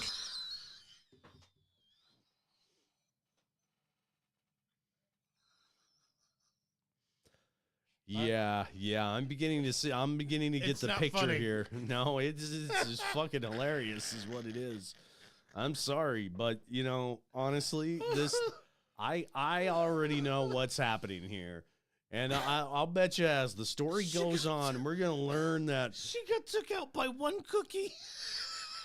we're going to learn that Billy brought his famous cookies to school, and he decided to kick up the dose this time around. And the kids all love his cookies. They probably buy his cookies a lot. And Billy thought, you know what? I'm going to give him a little extra. Just a little bit more, a little push. Pep, Yeah. little pep in their step. So by the time they go back to technology class, they'll be feeling real good. She asked her teacher if she could go to the nurse, and that's when she really started to feel it. When she started feeling sick, did she know why? No, she didn't know why. She felt like she was just gonna fall and go unconscious. And then she went to the nurse, and they figured out she was high. They did test it. So little Becky has bought these cookies before. Yes. Well, I mean, the story is that she bought this cookie for, she bought it for a couple bucks, and whoa. Right. Did she know this before? Or was this her first time? Or was this her first time buying, and somebody Right. went, oh, you can go over there to Billy. Oh, here's the extra strength today. Hey, go Billy brought go the up to extra. Billy and get yourself a cookie. And, hey, Billy, can I have a cookie? He and brought he's the all like, fire today. sure. A new customer. Her blood work and everything, and it was laced. Laced with what? Marijuana, and I guess it was quite a bit. Did the doctors there tell you your daughter is high? Yeah, they could tell right away. Sure enough, her daughter's medical record showed She's just cannabis stoned. intoxication. Just When get you her found some out, what did you fucking think? Gatorade and some fucking gummy bears and send her ass home and sit in front of a TV. She'll be fine in a couple hours. I was shocked because, I mean, I know she's never done anything like that before. Stephanie says her daughter had bought treats like cookies and brownies from that same student before. Yes, several times. Okay. So she's bought some cookies before. She knows that study hall is going to be a little bit more fun. Right. If you buy Billy's cookies. Right. And then one day Billy's like, hey, I got some extra strength today. Extra strength cookies. And I have a feeling he didn't really tell anybody, though. Right. That's the thing. Right. And that is kind of fucked up. Because, Billy, you need to tell people what they're getting into, all right? Or maybe he just pulled from the wrong patch. Oh, well, that's possible, too. He's like, I pulled from the wrong batch, man. Sorry about that. That was meant for me and my family. Right, that was my personal. This wasn't the little microdoses I'm used to giving you guys just before we get in there to, Mr. Bloom's class there. 1,000 things multiple could have times throughout happened. the year. She has. And no problems. No problems whatsoever. So the kid regularly sold different kinds of treats? Yeah, he would mainly sell brownies, sometimes cookies. Kids would always buy them and stuff. She had bought before. They were good food. Like, lots of kids liked them. What do you think? I bet.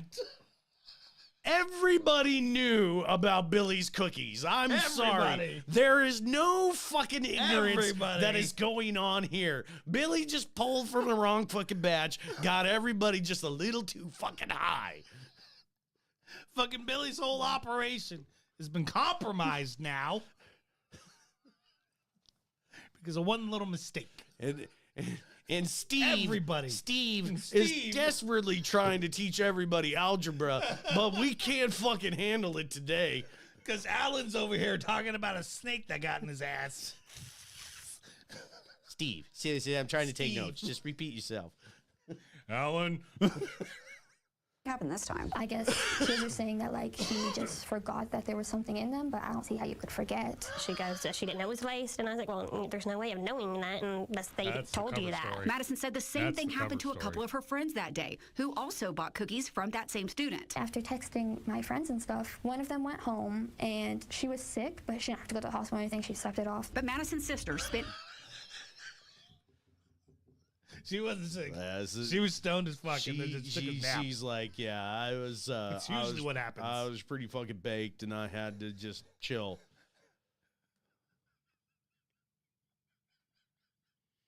See, problem with young lady over here is she got the lump of butter and just centrally located in that one cookie. And she probably weighs about as much as a wet cup of noodles, so fucking just lights out. Yeah, well, I don't know. Yeah. I think we got a case of teenagers knowing exactly what they were up to. Oh, yeah.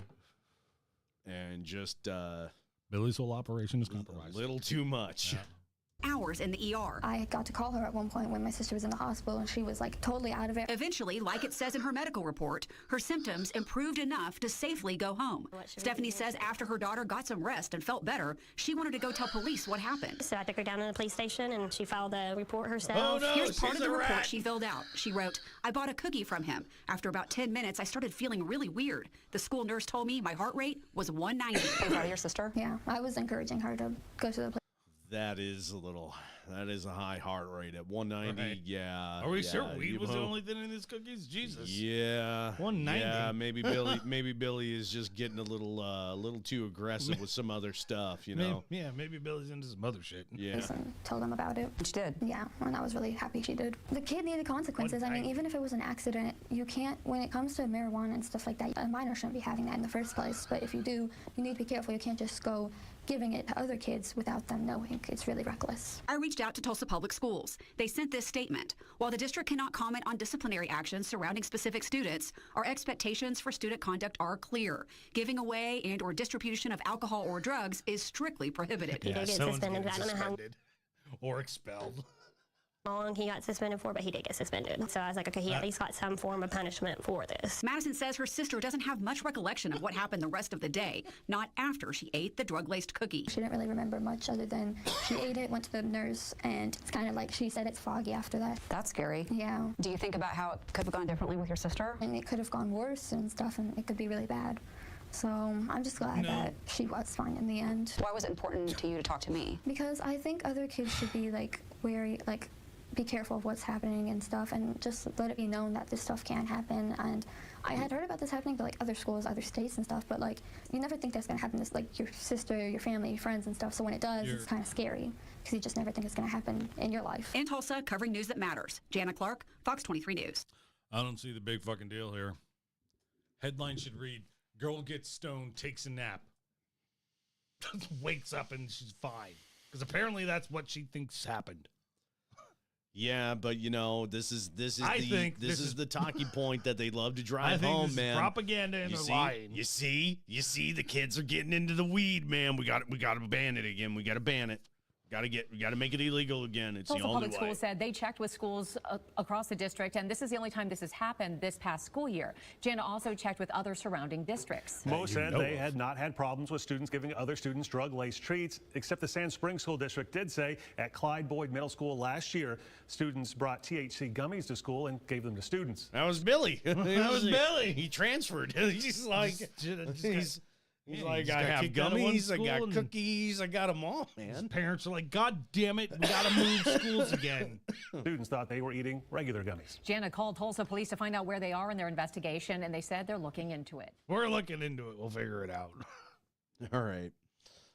All right, friends. This next story, this video is from Newsmax. And I'm showing it to you. What? I'm showing it to you What? for two reasons. Okay. First, it's actually a real news story with factual information. Okay. All right. So, yeah, Wow. not bad at all. Good job, Newsmax. Interesting. Blind squirrel, right? Right. Second, the way these guys present this shit is just, it's actually pretty fucking entertaining. So I got to give it up to Newsmax, man. Right down to the music and everything. Out of Texas Tech that almost sounds too bizarre to believe. This is wild. Federal prosecutors say a professor employed by the university used the same supply chain expertise he taught in the classroom to help run a drug network complete with colorful branding and prostitutes to help to move the product. Newsmax crime correspondent Jason Matera has this amazing story. 8 people were on death's doorstep because of this fentanyl poisoning. Daniel Taylor was an assistant professor of supply chain management at Texas Tech University. But according to the Justice Department, Taylor was also running a supply chain of his own, fentanyl. And he didn't just deal it, he branded it as Pink Flamingo. So you have scales, baggies, the Pink Flamingo branding, the actual stickers that he was putting on the baggies. Even a sign hanging in his kitchen, Flamingo Lounge. Court records show Taylor used prostitutes to help move the drugs. Women he called his flamingos. Dude, this guy was straight up just all like, welcome to my class about distribution and economics.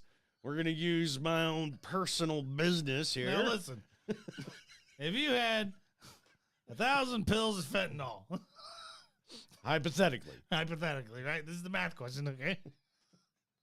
And you moved them across state lines, and you sold them all at 20 apiece. How much would it weigh? Exactly. Good answer. How much time would you do in federal prison? Now, do any of you know a really good lawyer?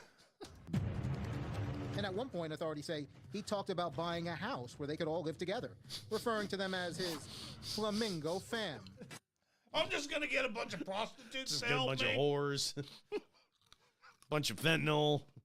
We're all going to live together. It's going to be fucking great. You guys are going to love it. Any of you young women in the class want to be part of my new entrepreneur fucking side hustle? Fucking ain't making shit in According to U.S. Attorney Ryan Rabel, the DEA got a tip back in June of 2025 that a male professor at Texas Tech, known only as Dan, was trafficking fentanyl around Lubbock, Texas. Agents started surveilling the defendant, Taylor. They also put a GPS tracker on his car to see his movements. And in one recorded instance, they follow the 51-year-old to a gas station and convenience store, where investigators say he handed off fentanyl that was later linked to an overdose. When agents raided Taylor's house in February, they say the operation was sitting in plain sight. A heat sealer on the kitchen counter, gloves, a This case of fucking fentanyl guy. powder, along with Dude, Dude, this is just like, what was that movie? Goodfellas, right? There was actually, I mean, that's the truth of the matter, man. Right. This like girlfriend of his just had cocaine hanging out and all the, on the freaking kitchen counter, Just on everywhere. on the kitchen table, Right. even some of her bowls were just unwashed, just had coke just hanging out in it. Right. This guy's he's got his fentanyl hanging out. He's got his little flamingos hanging out and everything. He's like, what? My science notes. You ain't got nothing on me. I'm a professor. Texas Tech. Fentanyl recipe, handwritten on a note. Texas Oh, Tech jeez. immediately fired him upon unsealing That doesn't of the mean criminal anything. complaint. It doesn't mean anything. Nah, this doesn't mean. I like flamingos. I like flamingos. So what? This is a bacon recipe. I don't know what the fuck you're talking about. I'm making cookies Wow. with weed in them. Way to make the investigation easier. On July 1st, Daniel Taylor pleaded guilty to conspiracy to distribute fentanyl, admitting that his expertise in supply chain management helped advance his drug distribution network. And the Flamingo Lounge closed, as the former university professor now awaits federal sentencing. It's a mission to try to put away as many of these drug dealers in prison as humanly possible. Fucking See, Newsmax goes all in on the presentation of Right. this. Like, I mean, like, okay, they got this one right, but like, real news organizations, they don't do that shit. Okay? There's no time to fucking put on intense theatrical music as fucking planes flying to the fucking Twin Towers, okay? Dramatic music and shit. Oh, no. Oh, look, they're jumping. God damn it. Daniel Taylor faces up to 40 years in federal prison at sentencing. And after talking with the U.S. Attorney for the Northern District of Texas, it sounds like prosecutors will ask the judge for every bit of it, given the seriousness of the crime, while he was employed as a professor at a major university. I hate to say it, Jason, but this has the makings of a Hollywood movie written all over it. Unbelievable. And I bet this professor thought he was smarter than everyone, that he was going to get away with it. But he's not. Jason, thank you. But he's not. He's not. He's not so smart, is he? She sounded really bitter about that. Like, Right. he's so fucking smart. You fucking woke liberal university Drug professor. dealing fucking piece of shit. Son of a bitch. Oh, that was great. Good job, Newsmax. Very entertaining. Good job.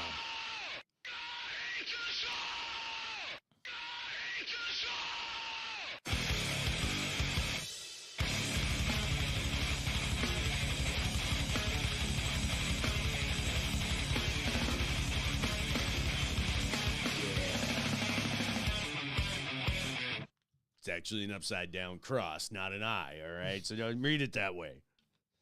It's got to be Satan. I fucked up religious news. Satan. I fucked up religious news. No, I'm not going to fuck it up. Good job, American Christians. You didn't rape any kids this week. What? Bullshit. Yeah, they didn't do it. They didn't do Bullshit. it. They did a good job. Bullshit. They did a good job. Bullshit. I'll give you props. Bullshit. You managed to keep your hands off the kids, but you still fucked up. You see, because the community manager or the community development manager of a Dunlean County area was, I think that's like, is it in Ohio? I can't remember. Anyways, he was arrested Thursday in connection with the misuse of a city-issued credit card. Ah, yes, son of a bitch. There he is. There's that guy. See, according to the arrest report, William Grady Airy, 33, was accused of charging $14,874.53 to a city card to purchase tickets for his youth group to attend a real-life camp. A Christian summer camp. That's what it's called. Real life camp. Huh. Well, I mean, I get it, but this really isn't all that bad. It doesn't sound that bad. Yeah, $14,000. I mean, just under yeah, $15,000 a little 15 to take the Gs, send kids some kids to the Christian to summer camp. I mean, like, they might get these kids might get abused at camp too. You know, you never know. Well, Right. you know, but It is you're a not Christian supposed to camp, do but- that. That's misappropriation of Right, city right, funds right there. right. That's a bad thing to do. Yeah, bad, very that bad. is bad. William. That is bad. But I mean, you know, it's we cover way worse. I know. I'm taking kind of like a But this is going bad. light, going light. This is bad. Going light. Yeah, this is Sheriff's bad, though. deputies say the Dunlean financial officer Shona McLean reported this suspected unauthorized use. McLean told the deputies that the city card was refunded after Ari requested to reverse the payment. He was like, I'm sorry, I'm such an asshole there.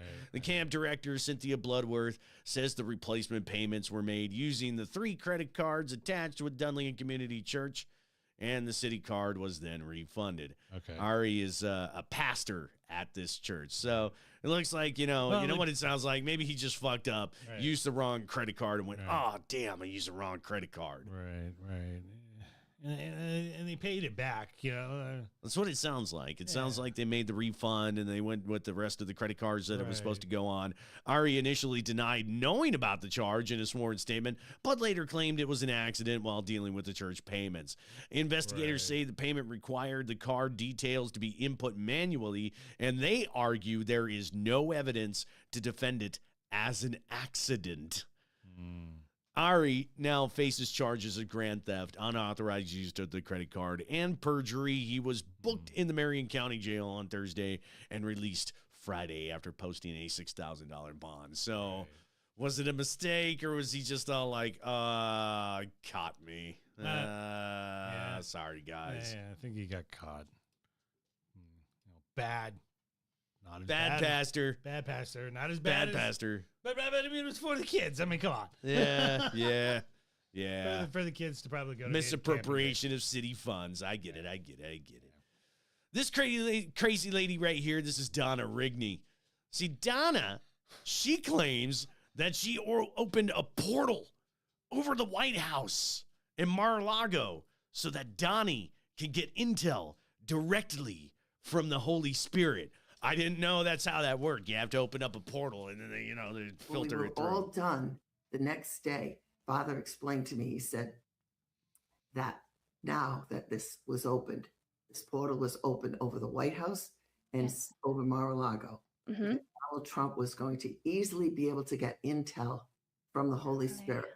Hallelujah. That God was going to easily be able to give him wisdom for decisions he has to make. That it's just open communication. That God will easily be able to speak to him and he'll hear him. There's be nothing getting in the way of him. God had to go like, Who the fuck believes this dog shit? got to move these clouds out of the way. I'll muffle the signal. I'll put my fucking portal right here. Put the portal in there so I could have a direct. What? This is wild shit. Like these people sit up and think about this, right? They actually acted like, I opened up a portal over the top so like God could communicate directly without interference. But isn't your God supposed to be like all powerful? Yeah, totally. What does your God need you to open up a portal for? Yeah, why does your space monkey why does he need you? Right. He could just easily open He the could portal just do it himself. He doesn't even need a portal. He could just beam his thoughts into that. He doesn't even need you to fucking suggest the idea. Are you stoned? Being able to hear, just like Daniel, it took 21 days for him to get the answer. That's not going to happen with an open heaven. Immediately, Donald Trump will be able So to get Donald it. Trump gets the advantage over Daniel in the Bible? What? You really? The God is it takes him 21 days to give him an answer because he's just all like Daniel, come in. Daniel, can you hear me? Over. I'll get back to you in 21 days. Let me get right on that with thinking. What?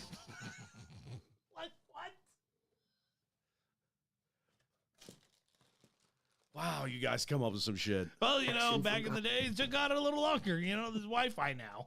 God, how to lead the nation, and other presidents after if they're serving God. They too will be able to. Okay, with the portal Okay. that's Oh, open. okay. All right. Cool. All right. I just wanted to know if the portal was going to stay open, just in case we need it again. You know, Well, they so we gotta can be, have a direct communication. They gotta serve God. I and love stuff, how so. she's all like, "It'll stay there. It'll just stay there for the next president." Thank you. Thank you.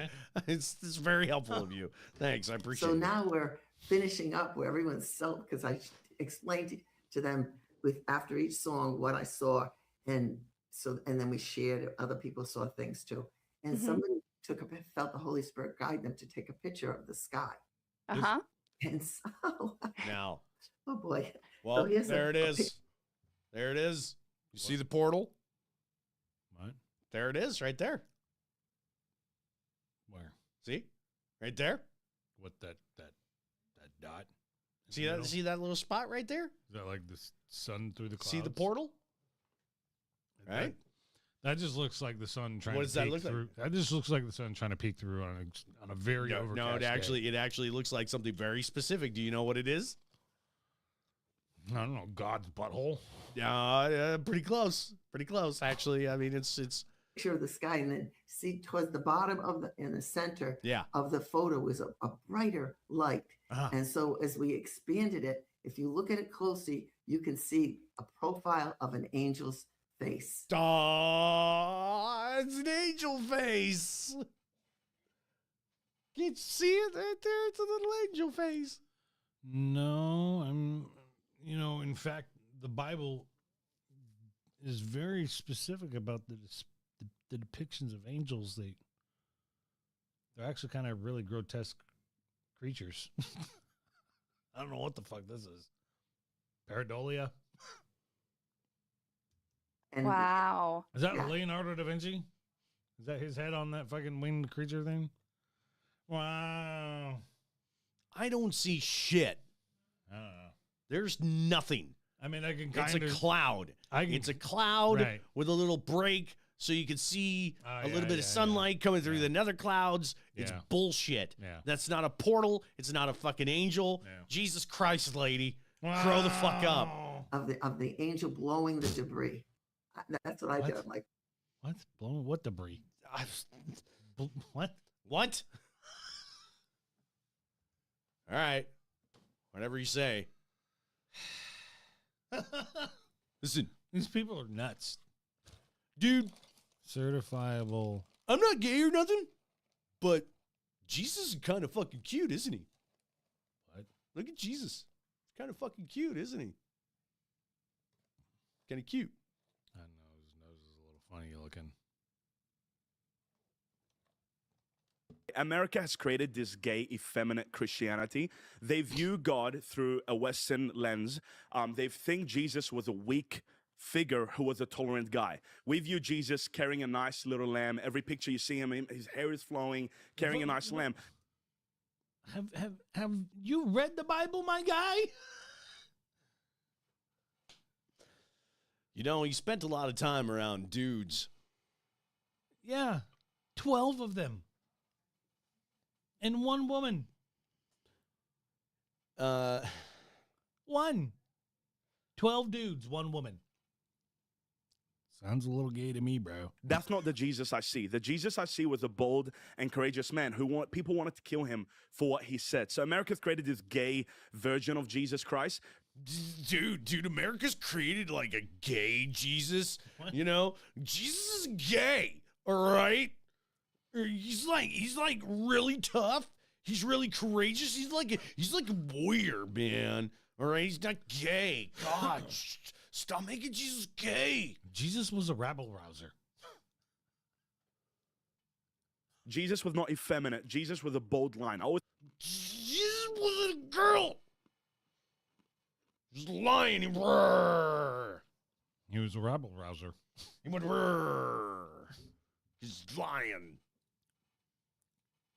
Tell people Jesus was not a soft guy. He had 6 packs. He was the most. Dude, he had fucking 6 packs. Okay, Jesus had a 6 pack. All right, Jesus is not gay. He had a 6 pack. Dude, that is the gayest thing I've ever heard anybody say about Jesus. Like he's saying this shit unironically. gay as fuck, bro. Ripped guy you ever meet. He was Gay as fuck, bro. So fucking ripped, man. Okay, listen, he had 6 packs. He was fucking Look, ripped. I'm He was not goddamn saying- chiseled. Dude, when he oiled himself up, all right, when he put the oil on him, oh my God, he looked so fucking jacked. I'm not saying Jesus is gay, but this guy definitely is. It's not gay. It's not gay, all right? It's manly. He was a very bold and courageous man. He flipped tables in the temple. He got a whip out. He literally destroyed people. Literally fucking destroyed people, all right? Got to whip out and fucking whip people. That's not gay at all. No, but you are, bro. Jesus had a 6-pack and he was ripped. Fucking. What? God. Stop saying Jesus was like pretty. Huh. You're fucking weird, man. Yeah. Your obsession with this imaginary sky daddy of yours is unhealthy. Right. It's got you thinking about, yeah. He was probably a malnourished fucking Palestinian, bro. He was a fucking malnourished Palestinian Jew. Shut up, he's jacked. 6-pack. All right, everybody. Let's talk about something serious, okay? None of this dumb religion crap. We got to talk about serious shit. Right. Like movies and games and comics and stuff like that. Okay. All right? Okay, you got my attention. So, back on July the 1st, I know this is a few days ago, but PlayStation on their blog says the company confirms no more physical production as of January 2028. Right. No more discs. According to that post, Sony is moving away from physical because consumer preferences in the broader entertainment industry continue to shift away from discs to digital. Yep. 80% of gamers just buy digital versions of their games now. This is true. But of course, there is kind of like that little minority voice out there with a push back to physical. And this really bummed them out. Yeah. I don't think they should do this, though. Maybe pull it back, but don't get rid of it. Yeah, no, I mean, you know. Yeah. I guess make physical kind of like exclusive stuff, you know? You only made 1,000 copies of it, or however many people that however many you know that people are going to buy. Right. You know, just make it an exclusive thing, you know? Just make it available. You'll make that's that much more money you can. Or not an exclusive, but a limited Right. number of releases. So the post goes on to claim that it's natural direction for the company as part of the attempt to adapt to consumer trends. Indeed, the data does support that, you know, fewer people are buying physical, but a report from Circana earlier this year confirmed that 2025 was a record low for physical game sales. So away they go. No more disc. Yeah. Not going to be able to physical touch it, man. It's over. The cartridge days, the disc days, those are done. Gone, never coming back. Yeah. It's a sad fucking world we live in. But fret not, because when Northcutt drops our new album, it will be physical media only. Amen. CDs and vinyl. I'm going to get a vinyl. Yes. I got to get a vinyl. Yes. Now, the new PS6. Oh. Apparently, there's a delay in the release date. Good. I don't want the PlayStation 6 coming out this quick. Yeah. Jesus. I mean, so I got my PlayStation 5 about a year after it came out, you know, but I feel like they're trying to push next gen so fucking fast. Well, they are, because, you know, there's the world is not in a good state right now, so they probably want to get their sales done. I know that Steam has recently released its not the Steam Deck, but the Steam Station or something. Yeah. And it's like $1,000 and it's not as strong as the PS5. So people are rushing out to get their next gen systems out there.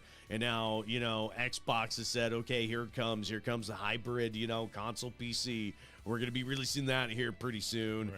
And then PlayStation is like, shit, maybe we need to get in on this one. But right now, GTA 6 is coming out, so I gotta. Yep. And that's going to be a massive game. Yep. Fuck. About the pre-sale. Let me. I was looking at like all the things that come with it for the $99 the ultimate version, and like it's a lot of like story-driven like extras, and I'm like, that's a little bit more up my alley, right? And I'm like, damn it. That's why I like these games is for the story mode, and like it's like most of it is like story-driven extras that come with the ultimate edition, and I'm like, fuck. Yeah.